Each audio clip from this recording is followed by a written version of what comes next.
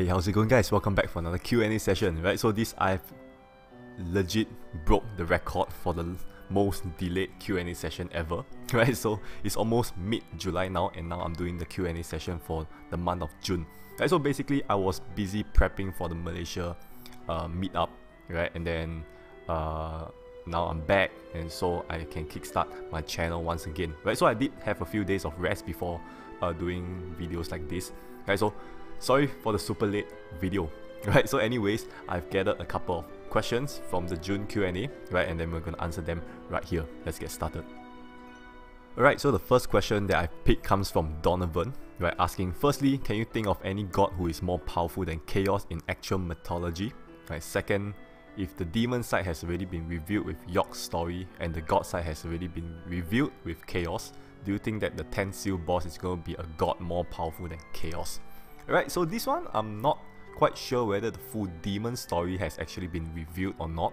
Right, so yes, Yog-Sothoth is a demon, but they're kind of in the Ocean Tower, you know what I mean?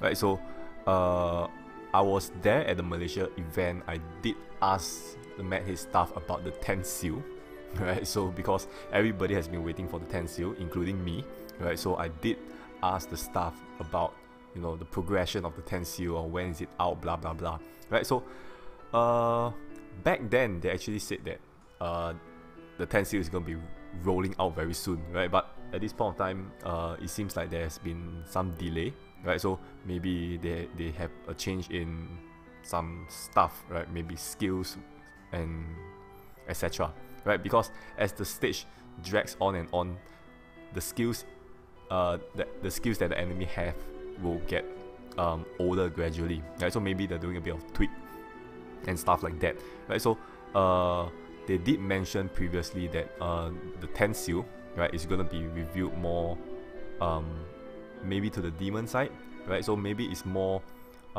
related to Yog-Sothoth, right? So we know that Prologue of the Universe, like Azathoth, all these, they are actually from the same family, right, in terms of mythology, right? So Yog-Sothoth, Azathoth, and all these, they are all actually part of the one series on its own, right, in terms of story, right? So I feel that they are gonna review more towards that story, right? So the demon side is not done yet, right? So for God, right, I feel that chaos is like literally like the top tier up there already, right? Unless they're gonna do a bit of story change and stuff like that, right? So 10 seal is gonna be moving away from the God story, right? Because we're literally at the end of like heaven, right? Yeah, so that's all like the details I have for 10 seal, right? So I'm not very sure myself when is it gonna drop, right? Because they're very focused on the age of heroic spirits and the age of Black Iron at this point of time, right? So when is the 10 seal gonna drop, I do not know as well, right? So we're gonna wait for Mad Head to drop the news on us. Okay, so next question is from Simon, asking what's my favorite collaboration so far, right? So if you were to think in what I will split this in a few categories, right, to be honest, because when it comes down to collaboration, there are certain aspects of the collaboration that people are a fan of, right? Like personally, if you want to say in terms of like the best BGM and stuff like that, I would say hands down the music wise, BGM wise, it goes to Crash Fever collaboration, right? I'm sure a lot of people might will agree with me, right? Because I extremely enjoy Crash Fever's BGM, right? It's like super hyped up and stuff like that, right? So if you want to talk about maybe like in terms of cards, like cards viability and stuff like that, right? So I might have to give that to Hunter x Hunter, right? Yeah, for the time being, it's gonna be these two, right? Depends on what, as what I say, what category are you looking for, right? So in terms of music, I would say Crash Fever hands down, and in terms of card viability, right, Gon Killua hands down from the Hunter x Hunter series. Alright, so speaking about collaboration, we have another question from Natty asking any anime/game stuff that you have played/watched so far and think it could be a collab material with TOS, right? So in my opinion, or Mad Head have actually mentioned this before, the problem with collaboration is that the cards that are in the collaboration are mostly human race, right? For example, you can see like the very, very old collaboration, Xuan Yuan Sword, human race, right? Majority of it, right? I'm not saying the entire seal is human race, but most of the cards in the collaboration are human race, right? So Chinese Paladin, right? Even Hunter x Hunter, most of the cards are human, right? Even the latest Yu Yu Hakusho, human race, right? With the exception of some elf and demon, and pretty much that's about it, right? So, for Crash Fever, they did introduce a bit of Machina because of their, mechanical artwork and stuff like that, right? Hence, they introduced the Machina race for collaboration, right? So notice that beasts and dragons are being super left out at this whenever a collaboration happens, right? So I'm quite a big fan of Monster Hunter, right? So it would be quite cool if Madhead collaborate with Monster Hunter, so that actually introduced beast race and dragon race into the game, right? So I'm not sure how that's gonna work out, right? So if any Monster Hunter fans out there, right, so let me know in the comments below, right? So honestly, I don't think in terms of artwork it's gonna be matched with TOS, right? But it's quite an interesting idea, right? Trying to collaborate with Monster Hunter, Capcom, right? So to bring in more viability to beasts as well as dragon, right? Because Monster Hunter, most mobs or creatures out there are beasts or dragons, right? Hence opening more collaboration cards in terms of races, right? So another collaboration that I quite want to look forward to is maybe things like Final Fantasy or Guilty Gear, right? So Guilty Gear is also another collaboration that I think of that can actually expand the race, the collaboration race problem, right? So in Guilty Gear there are things like gears, right, which are not really human, right? So they can be part of like the Machina race, right? And then there are also potential cards that can be demon, and of course we have the usual human race, right? So but this actually spreads out to more races instead of having like just human race all the time, right? So all these are the potential collaboration that I do have in mind, right? Hopefully one day Madhead announce, hey, we have a collaboration for this few, some of my ideas, right? I'll be pretty hyped out about that, right? So let's move on to the next question. Alright, so the next question we have Chia Zijing asking, why does Kurapika seem so shitty? Alright, so okay, let's get this question out of the way, shall we? So Kurapika comes in together with the jackpot card Gon and Killua, right, which is both being played at the same time, right? So you either Gon ally Killua, Killua ally Gon. So they are kind of a playstyle on its own, right? On the other hand, you have this lonely jackpot card, which is Kurapika, right? So usually people will compare jackpot versus jackpot, which is actually better, right? So obviously Gon and Killua is going to be stronger, right? So in terms of utility, they are more open up to Enchantress and stuff like that, right? So on the other hand, Kurapika, in order to get the best multiplier for everybody or in the team, right, you run a light human team.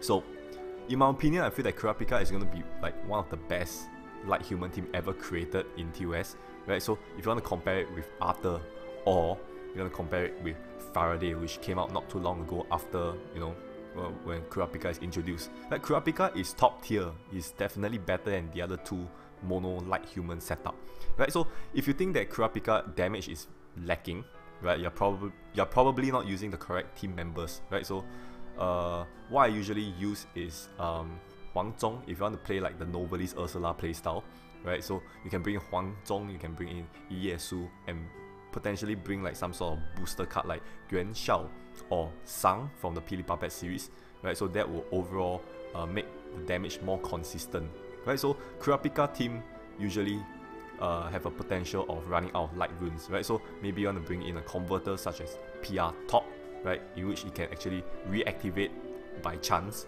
right, and it's at CD3. So usually that's like one of my go-to cards in terms of convert for Kurapika team, right? So just to list a few examples, so you don't think that Kurapika team is a very shitty team, because it's really not, right? So you really have to match the correct members to Kurapika in order for the whole team to function properly, right? So give it a shot, let me know how it goes. Right, so the next question comes from Keith, asking who's gonna be your best man. Right, so this one, I think in my mind, I really have this one person in mind the entire time, right? So that's gonna be like my secondary school friend, Louis. Right, so I don't think he's gonna be watching this video even, right? Because just a small introduction. So he's the one that introduced me TOS. Right, so of course that's not the only reason, right? So he's been my friend since secondary school till now, so that's like a good 10 years plus by now, right? So time flies. So he's one of my friends that have stuck through with me the entire time, right? So we catch up very often and stuff like that. So naturally, he's like the first go-to person, you know. So I think no doubt, right, he'll be the one, right? So we'll be seeing whether he's gonna be agreeing to be the best man, right? So of course he will, right? So we'll have to see when the time comes. Okay, so next question is by Mark Sim, asking how do you not get bored of TOS? So I think I saw like two similar like questions for this so-called Q&A session, right? So basically there is always things for me to do in TOS, right? So the reason why people usually say I get bored of TOS, it's not that they don't have things to do in TOS, it's that they are lazy to do the things that they need to do in TOS, you know what I mean, right? So I always get things from people like telling me like, I'm so bored of TOS, I don't know what to do. Then I take a look at their account and I say, dude, traveler's memory, you're not even done with all the extra stages, right? You have no excuse to say that you have nothing to do. Go clear those stages, right?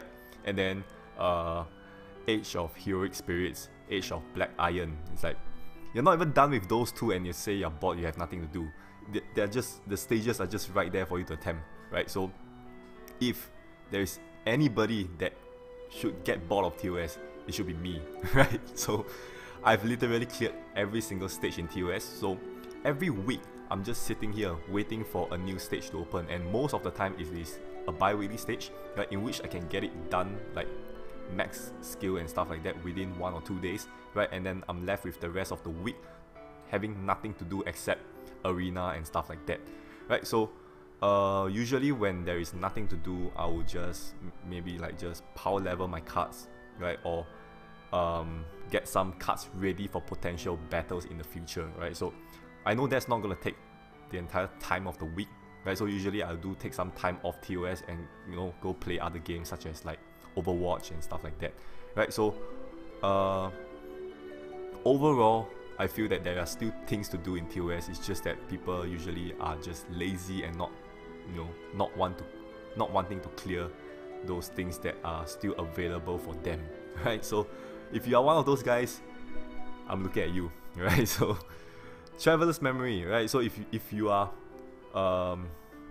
you're only qualified to complain that you're bored of TOS is when you're done with like the Knife Seal, you're at the end of the Knife Seal, you're done with Memories Traveler, you're done with Age of Heroic Spirits, you're done with Age of Black Iron, right? So if you are in this category, then you are eligible to complain. So let's move on to the next question. Okay, so next question is by Takusu, I totally butchered that wrongly. Tasuku Shion, right? So would you buy more diamonds during a live stream? If I assume that if I spend all the diamonds I have and have not gotten the last card to complete the set, right? So usually I hope that won't happen, right? So usually beforehand, when I want to do like a draw and stuff like that, and I do it live, I will prepare diamonds, right, so as to not run out of diamonds during the live stream, right? So of course, worst case scenario whereby I really still miss out a card, when I still miss a card, when I'm still at like what, 0 diamonds, of course, right, I will have to purchase diamonds. But most of the time I feel that I should have sufficient diamonds, right? So one very good example is Yu Yu Hakusho collaboration draw, right, which happened not too long ago.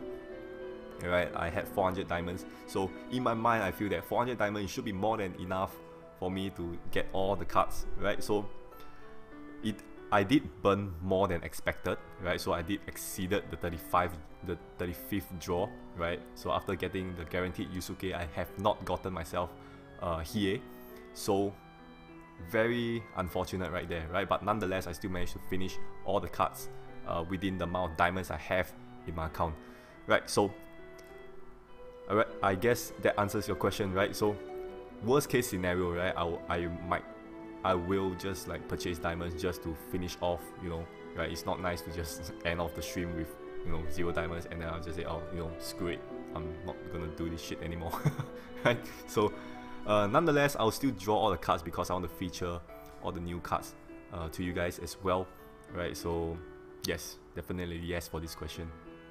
Alright, so I've come to the last and final question of this Q&A session, right? This is from Jian Xian, asking, what are your top 5 TOS stage BGM? My personal favorite is still Crash Fever X TOS first collab boss BGM, right? That's the bomb, right? I swear, I agree with you. That is one of the most lit BGM ever, right? Of course, it's not TOS remixed, right? It's just imported directly from Crash Fever, right? So luckily they didn't mess with the BGM because the authentic one is perfect, 100% best BGM ever, right? So top 5, I won't say this in order, right? So I'll just pick these few BGMs out from all the BGMs that is available in TOS, right? So the first one, of course, is gonna be Crash Fever, right? So I'm not gonna zoom into like the boss BGM or the battle BGM, right? So I'm just saying Crash Fever BGM in general, right? Top notch BGM, right? So second one is probably gonna be Fort Sterling, right? The Cyborg series, right? So I feel that BGM have a nice kick to it, right? And a very I would say it has kind of like an eerie BGM, right? But it fits in the theme of the Cyborg and Cyborg companions perfectly, right? So I love that BGM a lot as well, right? So third one, I will have to give it to B-Duck, right? So B-Duck is like one of the best BGM found in TOS, right? So if you guys have not experienced B-Duck collaboration because you guys are you know, after that generation kind of thing, right? Go back or go search TOS X B-Duck BGM, right? That's the bomb, right? So especially the boss BGM, that is lit AF. So coming in number 4, I'll probably give it to Big Bang, right? Big Bang have one of like the best BGM, I feel, right? So I'm kind of like a fan of those like electronic kind of BGM, right? So you can see like Crash Fever and stuff like that, right? So next one, last one, I probably have to give it to Disney, right? Disney, because the team fit in so well, right? So this is not, I think the Disney one is remixed by Mad Head, right? So they did a good job in the BGM, right? Be it the stage BGM or the boss BGM, right? So if you guys have not experienced all this collaboration, right, do go search for it, right? I'm sure that all this BGM is pretty good, right? So I really enjoy all this BGM created by Mad Head, right? So they did a very good job in remixing all this BGM, right? Other than, you know, the Crash Fever one, because maybe like some agreement that they have to use the original BGM and such, right? So these are the 5 BGM, right? The best, I would say the best BGM ever, you know, created and put into TOS. And that's all for the June's Q&A session, right? So as usual, I'm very thankful for you guys to send in all your questions, right? So of course I would really love to answer all of them, but sometimes the amount of questions coming in is too overwhelming, so I can only pick a few, right? So hopefully you guys don't feel too too bad, right, if I did not pick your question, right? You can always send in your questions in the following Q&A, right? So that's all for this Q&A session for the month of June, right? So as usual, a very, very late Q&A session, right? But I hope you guys enjoyed it nonetheless. Right, so if you guys enjoyed this video, do give it a thumbs up, and then as usual, I'll see you guys in the next video. Bye bye.